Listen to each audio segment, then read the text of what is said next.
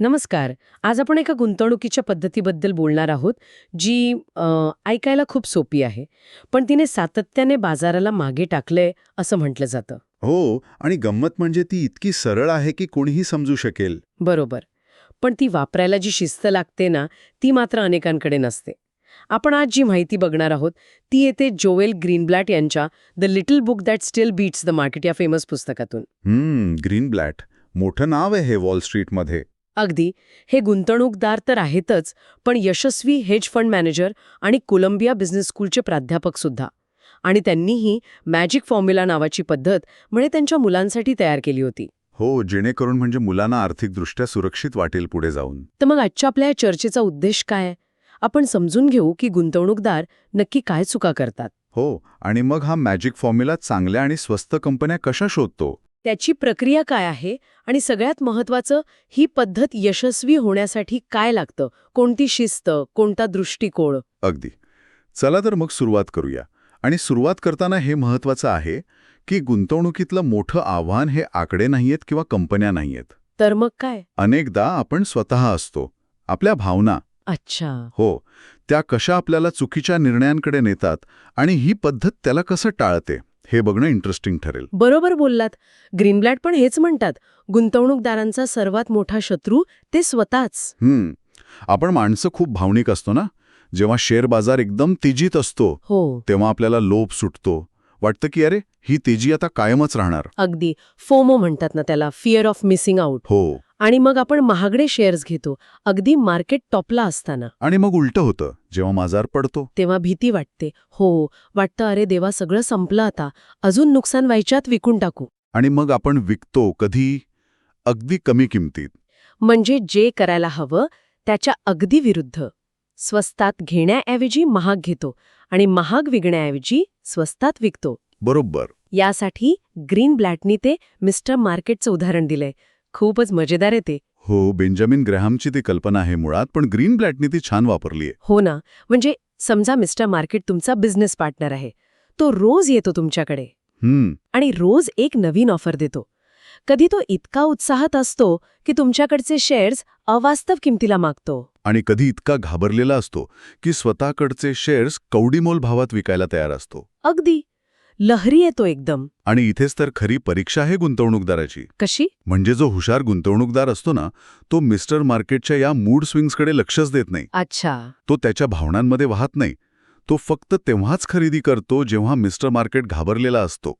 म्हणजे शेअर्स स्वस्त मिळतात. पण बहुतेक लोक त्याच्याबरोबर वाहतात. हो. तो उत्साही तर हे पण उत्साही, तू निराश तर हे पण निराश. आणि इथेच मॅजिक फॉर्म्युला कामाला येतो. बरोबर. तो आपल्याला या भावनिक गोंधळातून बाहेर काढतो. तो आपल्याला एका काय म्हणतात त्याला, मेकॅनिकल पद्धतीने गुंतवणूक करायला लावतो. हो, तर्कशुद्ध, जिथे भावनांना काही स्थान नाही. मग या फॉर्म्युल्याचा गाभा काय? एकदम सोप्या भाषेत. अगदी सोपं आहे.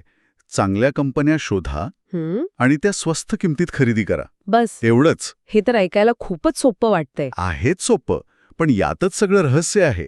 हा फॉर्म्युला फक्त या दोन गोष्टी मोजतो: कंपनी चांगली आहे का आणि ती स्वस्त आहे का. ओके. ही गुंतवणूक जगातली एक मूलभूत गोष्ट आहे. म्हणजे वॉरन बफेसारखे दिग्गज पण हेच सांगतात. हो, पण मग चांगलं आणि स्वस्त हे ठरवायचं कसं? प्रत्येकाची व्याख्या वेगळी असू शकते ना. अगदी.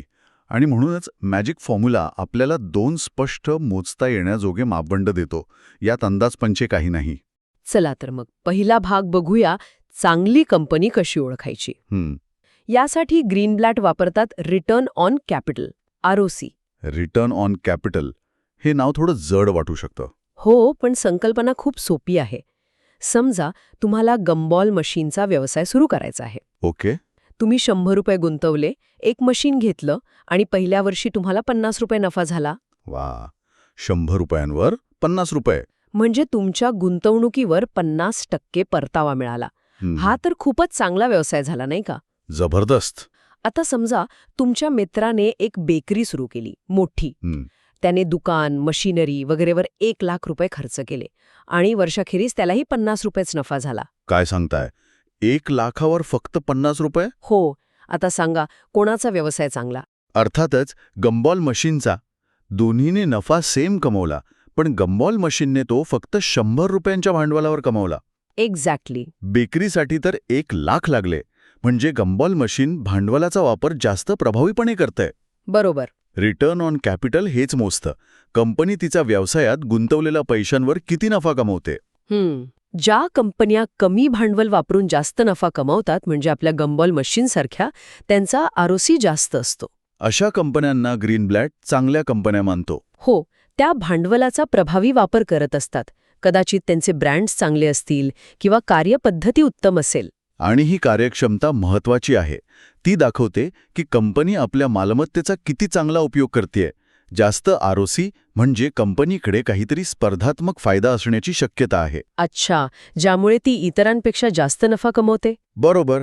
ओके, तर चांगली कंपनी कळली आरओसी वरून. आता दुसरा भाग, स्वस्त कंपनी कशी ओळखायची. यासाठी ग्रीनब्लॅट वापरतो अर्निंग्स यील्ड.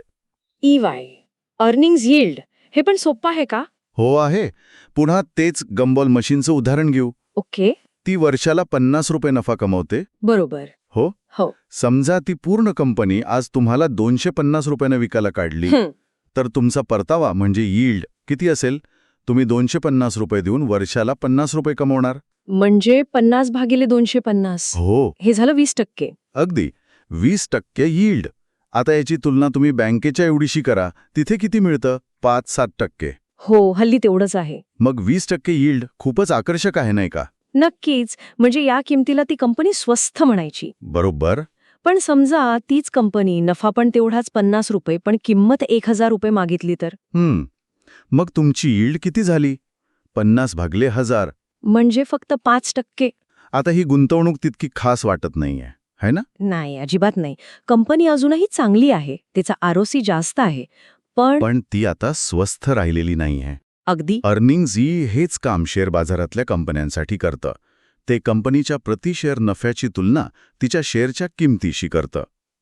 जास्त अर्निंग्ज यील्ड म्हणजे कंपनी तिच्या नफ्याच्या तुलनेत स्वस्तात मिळतीये. म्हणजे मिस्टर मार्केट सध्या तिच्याबद्दल फार उत्साही नाहीये. आणि त्यामुळे आपल्याला संधी मिळतीये. एक्झॅक्टली. तर आता आपल्याकडे चांगली कंपनी ओळखायला आरओसी आहे. हो. आणि स्वस्त कंपनी ओळखायला EY. हो. मग मॅजिक फॉर्म्युला या दोन्हीचा वापर कसा करतो? म्हणजे सर्वोत्तम कंपन्या निवडण्यासाठी? इथे येते ग्रीनब्लॅटची 1, 2, 3 पद्धत. सिंपल आहे. सांगा बघू. 1. पहिली पायरी फॉर्म्युला हजारो कंपन्यांची लिस्ट घेतो.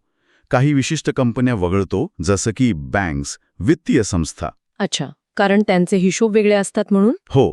मग तो या बाकीच्या कंपन्यांना त्यांच्या चांगलेपणानुसार म्हणजे आरओसीनुसार रँक करतो. सगळ्यात जास्त आरओसीवाली कंपनी रँक #1, दुसरी #2 असं करत जातो. ओके. मग दुसरी पायरी. आता त्याच कंपन्यांच्या लिस्टला परत रँक करतो, पण यावेळी स्वस्तपणानुसार म्हणजे अर्निंग्ज यील्ड EY नुसार. सगळ्यात जास्त EY वाली म्हणजे सर्वात स्वस्त कंपनी, तिला मिळतो रँक 1. दुसरी सर्वात स्वस्त 2, असं पुढे. म्हणजे आता प्रत्येक कंपनीला 2 रँक मिळाले आहेत, एक चांगुलपणाचा आणि एक स्वस्तपणाचा. बरोबर. आता तिसरी आणि शेवटची पायरी. काय? 3. फॉर्म्युला फक्त दोन्ही रँकची बेरीज करतो. समजा एखादी कंपनी आरओसी मध्ये 10वी आहे आणि EY मध्ये 20वी. तर तिचा स्कोर झाला 10 अधिक 20 म्हणजे 30. अगदी. मग फॉर्म्युला आपल्याला त्या कंपन्यांची लिस्ट देतो ज्यांचा एकत्रित स्कोर सगळ्यात कमी आहे. अरे वाह! याच त्या कंपन्या ज्या चांगल्या पण आहेत आणि स्वस्त पण. एक्झॅक्टली. आणि ग्रीनब्लॅटनी हे अजून सोपं केलंय. magicformulainvesting.com नावाची फ्री वेबसाईट आहे त्यांची. म्हणजे हे सगळं रँकिंग ती वेबसाईट करून देते? हो. ती हे सगळं काम आपल्यासाठी करते. कमाल आहे. आणि या प्रोसेसचं सौंदर्य तिच्या मेकॅनिकल स्वभावात आहे. वस्तुनिष्ठ आहे ती. म्हणजे यात कोणतीही मानवी भावना नाही, पूर्वग्रह नाही किंवा भविष्याचा अंदाज नाही. फक्त आकडे आणि रँकिंग. अच्छा. हे महत्वाचं आहे. कारण यामुळे आपण ज्या भावनिक चुकांबद्दल बोललो ना, त्या टाळता येतात. हो. म्हणजे मला वाटतं यावर अवलंबून न राहता एका प्रोसेसवर अवलंबून राहायचं. अगदी.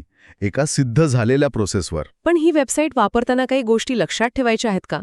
म्हणजे ती फक्त अमेरिकन बाजारांसाठी आहे की काय? हां, चांगला मुद्दा आहे. हो. मूळ वेबसाईट मुख्यत्वे अमेरिकन बाजारांवर फोकस करते. मग आपल्या इथे भारतातल्या बाजारांसाठी कदाचित तुम्हाला स्वतः हे कॅल्क्युलेशन करावं लागेल किंवा अशाच प्रकारची सेवा देणारे प्लॅटफॉर्म शोधावे लागतील. आणि दुसरं म्हणजे जसं तुम्ही म्हणालात, हा फॉर्म्युला सहसा फायनान्शियल आणि युटिलिटी कंपन्यांना वगळतो. कारण त्यांचे ताळेबंद वेगळे असतात. हो. त्यामुळे जरी ही ऑटोमॅटिक पद्धत असली तरी ती काय करते आणि काय नाही करत हे समजून घेणं महत्वाचं आहे. म्हणजे ही सगळ्यांसाठी वन साईज फिट्स ऑल नाहीये. नाही. ओके. आता येऊया सगळ्यात महत्वाच्या भागाकडे. हे सगळं ऐकायला खूपच छान वाटतंय. एक सोपा फॉर्म्युला जो बाजाराला हरवू शकतो. पण ग्रीनब्लॅट स्वतः म्हणतात की ही काही जादूची कांडी नाही. झटपट श्रीमंत होण्याची योजना तर अजिबात नाही. बरोबर. इथे काही अटी लागू आहेत. पहिली अट काय आहे? विविधीकरण, डायव्हर्सिफिकेशन. म्हणजे फॉर्म्युलाने दिलेल्या लिस्टमधल्या फक्त टॉपच्या 1-2 कंपन्या घेऊ नका. ग्रीनब्लॅट म्हणतो की किमान 20 ते 30 कंपन्यांचा पोर्टफोलिओ बनवा. 20 ते 30 एवढ्या का पण? कारण कोणतीही 1-2 कंपन्या गडबड करू शकतात. कोणतीच पद्धत 100% अचूक नसते. अच्छा. डायव्हर्सिफिकेशनमुळे धोका विभागला जातो. जर तुमच्याकडे फक्त 2-3 कंपन्या असतील आणि त्यातली एक जरी अडचणीत आली तर मोठा फटका बसेल. पण 20-30 असल्या तर? एखाद दुसरी नाही चालली तरी बाकीच्या चांगल्या कंपन्या ते नुकसान भरून काढू शकतात. हा फॉर्म्युला मोठ्या संख्येने कंपन्यांवर काम करतो तेव्हाच त्याची सरासरी कामगिरी चांगली दिसते. ओके. ही झाली पहिली अट. दुसरी अट काय आहे? ही सगळ्यात कठीण आहे असं तुम्ही म्हणाला होतात मगाशी. हो, संयम आणि दीर्घकालीन दृष्टिकोन, पेशन्स. ग्रीनब्लॅट स्पष्टपणे सांगतो की मॅजिक फॉर्म्युला दर महिन्याला किंवा दर तिमाहीला बाजारापेक्षा चांगली कामगिरी करेलच असं नाही करणार. होऊ शकतं की काही महिने किंवा कधीकधी सलग 1-2 वर्ष सुद्धा तो बाजाराच्या सरासरीपेक्षा कमी परतावा देईल, अंडरपरफॉर्म करेल. अरे बापरे, मग तो लोक घाबरतील. आणि इथेच तर खरी मेख आहे.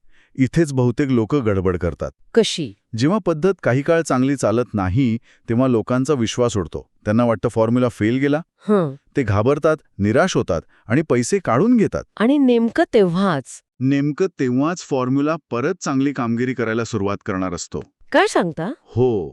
त्यामुळे ग्रीनब्लॅट म्हणतो याला किमान 3 ते 5 वर्ष तरी द्यायलाच हवीत. 3 ते 5 वर्ष? हो. बाजारातील चढउतार आणि हे जे अंडरपरफॉर्मन्सचे फेज येतात त्यात टिकून राहणं हेच खरं आव्हान आहे. ही खरंच कठीण अट आहे.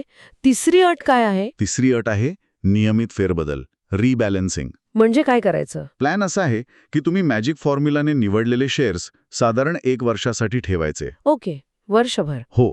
वर्ष संपायला आलं की जे शेअर्स आता फॉर्म्युलानुसार आकर्षक नाहीत, म्हणजे महाग झाले असतील किंवा ROC कमी झाला असेल, ती विकून टाकायचे. मग फॉर्म्युला परत चालवायचा, नवीन लिस्ट मिळवायची आणि त्यातून नवीन कंपन्या घेऊन पोर्टफोलिओ परत बॅलन्स करायचा. म्हणजे दरवर्षी हे करावं लागतं? हो. ही वार्षिक फेरबदलाची प्रक्रिया हे बघते की तुमचा पोर्टफोलिओ नेहमी चांगल्या आणि स्वस्त कंपन्यांनी भरलेला राहील. अच्छा. ती तुम्हाला नफा बुक करायला पण मदत करते आणि खराब कामगिरी करणाऱ्या कंपन्यांमधून बाहेर पडायला पण. पण यासाठी सुद्धा शिस्त लागते नाही का? आवडलेला स्टॉक जास्त काळ ठेवायचा मोह होतो. अगदी. किंवा नुकसानीतला स्टॉक लवकर विकायचा मोह होतो. पण ते करायचं नाही जर फॉर्म्युला तसं सांगत नसेल तर. तर मग या सगळ्या चर्चेतून, या पुस्तकातून मिळणारा खरा बोध काय आहे? खरी जादू कुठे आहे? आकड्यांमध्ये? ROC मध्ये? EY मध्ये? नाही. खरी जादू त्या गणितांमध्ये नाहीये. मग?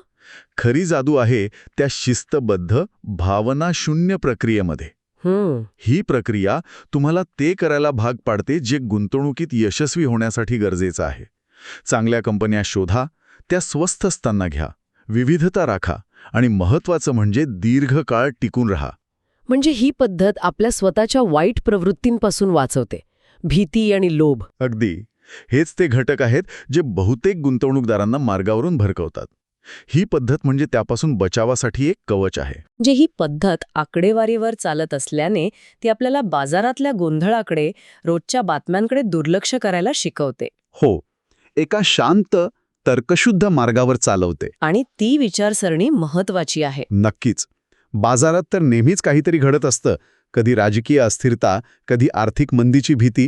या सगळ्या गोंधळात एका ठरलेल्या, सिद्ध झालेल्या योजनेला चिकटून राहणं खूप कठीण आहे. पण तेच यशासाठी गरजेचं आहे. बरोबर. आणि मॅजिक फॉर्म्युला ती योजना पुरवतो. तर आजच्या आपल्या या चर्चेचा सारांश काढायचा झाला तर मॅजिक फॉर्म्युला हा गुंतवणुकीसाठी एक सोपा, तर्कशुद्ध आणि शिस्तबद्ध मार्ग आहे. हो. तो चांगल्या कंपन्या म्हणजे उच्च ROC वाल्या, स्वस्त किमतीत म्हणजे उच्च EY वाल्या शोधण्यावर भर देतो. पण याचा खरा फायदा घेण्यासाठी सगळ्यात जास्त गरज आहे ती म्हणजे संयम, दीर्घकालीन दृष्टिकोन. आणि मिस्टर मार्केटच्या लहरीपणाकडे दुर्लक्ष करून आपल्या योजनेवर ठाम राहण्याची क्षमता. अगदी. आणि जाता जाता एक विचार मनात येतोय.